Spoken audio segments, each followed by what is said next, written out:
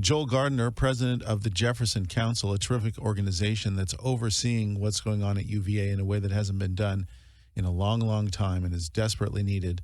Today, an overview of what's going on at UVA and lots to talk about. Joel, thanks for joining us today on the Schilling Show. Thanks a lot, Rob. It's always a pleasure. All right. I want to start off with governance, and this is interesting to me that we've had something that seems to be off kilter for a long time. So let's talk about first the purpose of the Board of Visitors. What are they supposed to do? Well, the Board of Visitors has been designated by the state, by charter and by legislation to oversee the governance of the University of Virginia. Mm-hmm. They take an oath to serve the university. They're appointed by the governor, and they're sort of like a board of directors of a corporation. They are supposed to be looking into long-term policy. They're supposed to be overseeing material matters. They're not supposed to be running the day-to-day operations of the university. That's in the sphere of the president and his staff. But in terms of strategy and in terms of material events and material decisions, the board is supposed to be consulted and ultimately will have the last say. So, Joel Gardner, is that the way the University of Virginia has been run? And if it's not recently, when was the last time that was actually the fact of the way the university is operated? The university has not been run that way for quite a while. I mean, I've been associated with the university since I first came to the grounds in 1966. And there have been periods of time where the Board of Visitors have gotten involved. For instance, when I was a student, with the demonstrations dealing with the Vietnam War, the Board of Visitors was involved. And they were involved in the decision to go coeducation. But for most of the periods and decades prior to this past few months, the Board of Visitors has in essence been a rubber stamp for the administration. And that has been clearly the case ever since Jim Ryan became president. The one incident in the last couple of decades that was somewhat of a deviation from that was in the aborted attempt by certain board members to remove Terry Sullivan from the presidency. Mm-hmm. But other than that, I'd say since that time, the board has gone to meetings which have basically been dog and pony shows set up by the administration, a lot of patting each other on the shoulders, but they have not been involved in governance up until February of this year. And things changed, and very much a reason for that is it was the first time that the Governor Youngkin's appointees had taken control of the board. 13 out of 17 voting members are now appointees by the governor, but were appointed by Governor Youngkin. And there are a number of material issues that have come up that the board has said, we're in charge now, and we've got to be involved with this.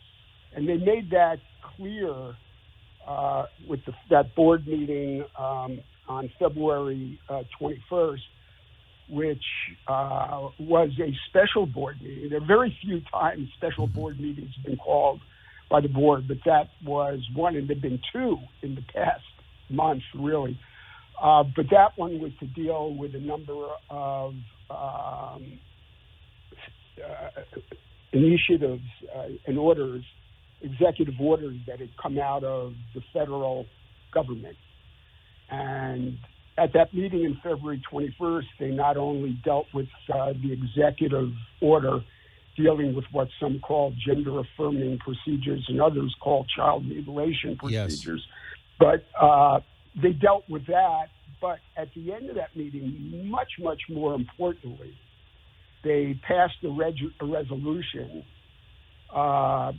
basically giving the Board of Visitors the right to be both informed of and participate in decision-making of any type of material matters, including the appointment of committees or special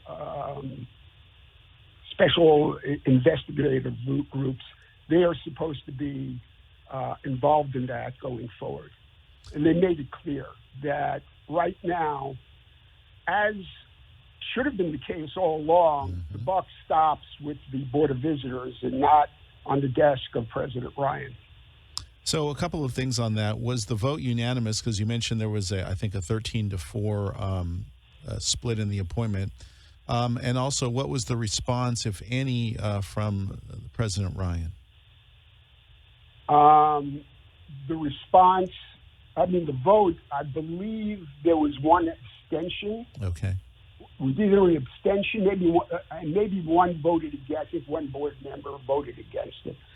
But other than that, it carried by a very profound majority. And as to President Ryan, I don't think he has publicly made any statements about the board reasserting its duties and obligations. So then where should we expect this to be different going forward? I understand the governance part of it, but how will that play out practically, Joel? Well, I think we've seen how that's going to play out practically in the March Board of Visitors meeting, where the board voted unanimously to disband the DEI apparatus at the university. And I think that is something that the first time that the board has flexed its muscles and looked after a very material program at UVA. It's the first time they've, I think, come out and said, you just can't do this anymore. This goes back to items I've been writing about for the past 4 or 5 years about the politicization of the grounds, where a DEI agenda has been pushed into every nook and cranny of university life. And there has been, as was the case with the transgender issues, there has been an executive order basically saying that decisions at a university will not be made on the basis of race, and it will comply with our civil rights laws. And here it was, the university saying that the DEI apparatus at UVA, which was extensive, much more so than the administration ever wanted it to admit, they're saying it's time to dismantle this. And DEI, just for people who haven't read or studied about it, there was a study done by the Heritage Foundation a few years ago, which looked at the top 66 universities in terms, I think they looked at the 5 power conferences and took all the universities as part of those, and I think it was 66 universities. That of those 66, UVA had the second largest DEI apparatus in terms of employees, second only to Michigan, University of Michigan. When we come back on the other side, we have one segment left with Joel Gardner, the president of the Jefferson Council. I want to dig a little bit deeper into what kind of money we're talking and how many people are actually in this. I know they've tried to obfuscate this at UVA, but I know there was also some investigation done by Open the Books. It was pretty revealing. The Schilling Show goes into the final segment with Joel Gardner and you. If you have comments or questions, we'd love to hear from you at 977-1070, and we'll return in a moment. All right, the Schilling Show into our final segment of the day, continuing with Joel Gardner, the president of the Jefferson Council, and we kind of left it hanging there. How big is this thing actually? How many people and how much money? What do we know? Well, the people, it's very, very difficult to get a count because it depends on the titles you're looking at. There were a lot of people who were involved with diversity, DEI. that have now are still in the same spot. It's just they've changed the name of of their position. But there are dozens and dozens and dozens, could be hundreds, because not only did the university have a central DEI department, I think it's every school, every individual school within the university has a DEI department, or they may call it something different now. The athletic department has a DEI department. The study you were commenting on by Open the Books had a number of at least 20 million. Yes. The university only owned up to 5+ million. They had a number of 20 million, and I think they were viewing that as underestimated. There's no doubt it has become a mega group expanding throughout the university.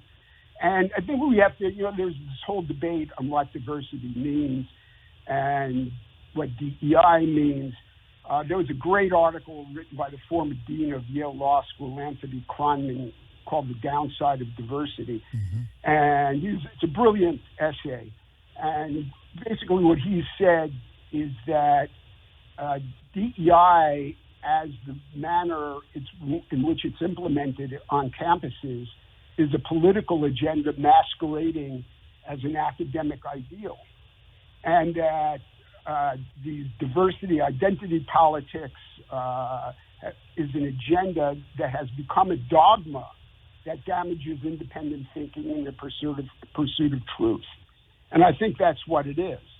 It has become a political and social monolith that people at the university felt as if they had to follow, or else they were in trouble. I mean, this may have stopped recently, but for a long period, for our faculty, basically DEI oaths, pledging allegiance to DEI, was part of their annual review, their peer review, and was part of hiring procedures. Wow. So, basically, the Jefferson Council, and I think what a lot of people, independent-minded people, have been pushing is, we don't want any political agenda to be pushed on the grounds. Not right-wing, not left-wing. I mean, the grounds are supposed to be a level playing field for the free exchange of ideas. And that has not been the case. The one diversity that's the most important diversity at on a college campus is the diversity of thought. Yeah. To hear differing opinions. And, whenever the administration talks about, we have difference of opinion, they roll out the same cast of characters. They have a handful of conservative faculty members, and the names, repeated over and over and over again. It's like that scene from the famous movie Casablanca, where the police officer says, round up the usual suspects. Yeah.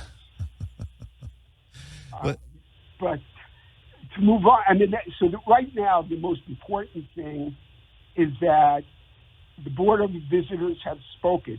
Now the key to this whole vote, this whole new resolution, is how it's going to be implemented.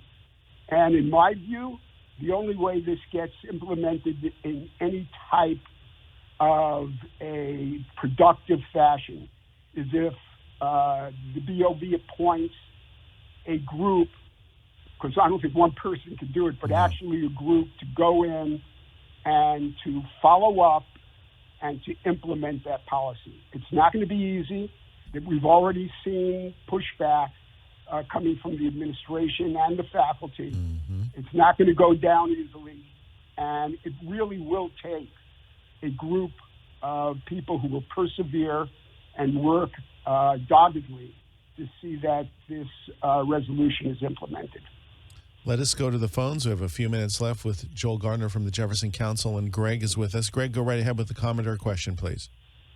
Hey, Joel, I respect the university. When I first moved here, Dad got his master's, came here in 1969, but now I don't respect the university at all.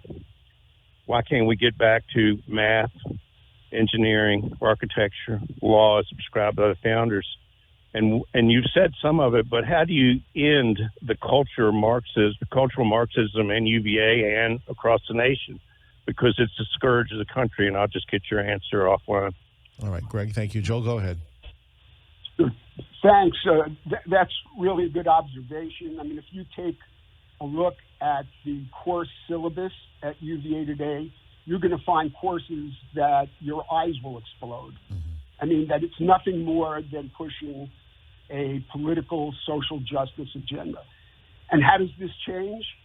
This changes by a new leadership.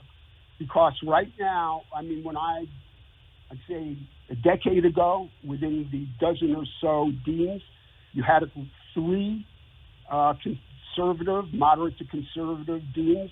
Now there are none. And you've got an administration that has knowingly and assiduously pushed a social justice agenda at the university. It seems to me that either the current administration tries to be more fair and tries to open up and hire more faculty members and administrators with differing opinions. They haven't shown any inclination to do that in the last 8 years, or we need new leadership who is going to say, we are depoliticizing UVA.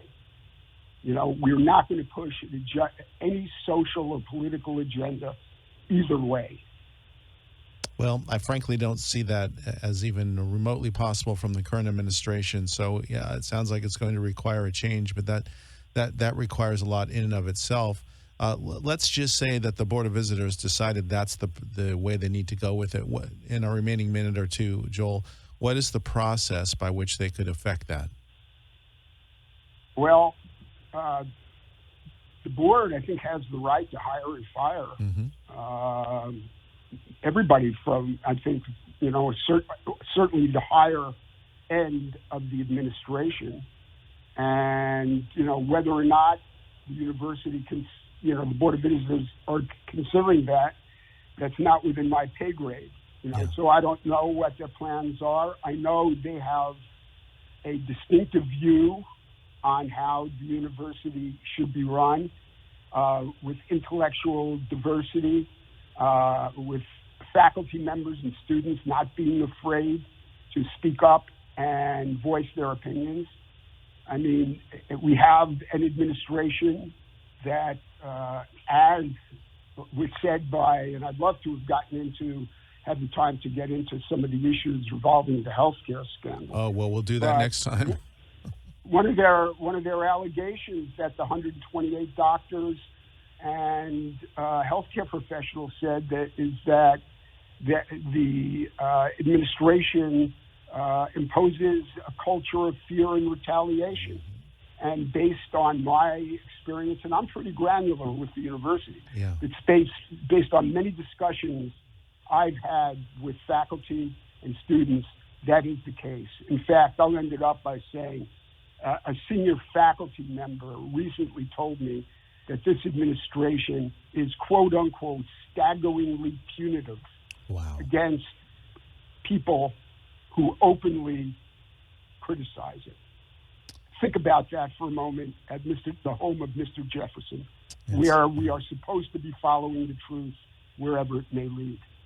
Joel Gardner, if people want to get more information on the Jefferson Council or your upcoming events, tell us how to do that, please. Yep.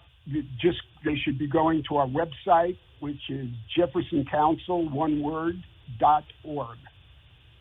It's all there. You should sign up. We have a weekly email we send out every Friday afternoon with keeping people informed of what's going on the ground. They should sign up for that email. They should, and I get it every week, and it's a great piece of information. Joel Gardner, thank you so much for joining us once again here on the Schilling Show, and looking forward to next time. We've got a lot to talk about.